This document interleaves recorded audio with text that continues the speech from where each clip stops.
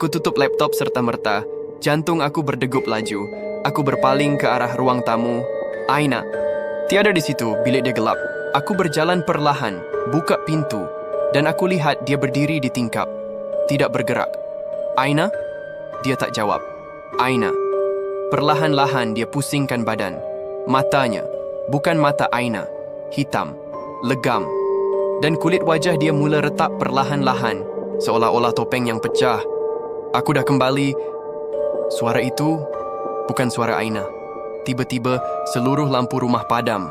Dan dari tingkap, aku nampak refleksi bayangan 3 sosok di belakang aku. Yang sama seperti dalam video. Aku berpaling. Kosong.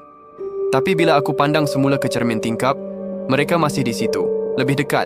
Tangan mereka angkat, seolah-olah hulurkan sesuatu padaku. Kamera yang kami hilang dulu. Kamera yang hanyut di sungai. Skrin kamera menyala. Satu notifikasi muncul. Live streaming Ananananam penonton sedang menonton. Aku tergamam dan suara dari dalam kamera berkata, "Jangan pandang belakang." Lampu menyala semula.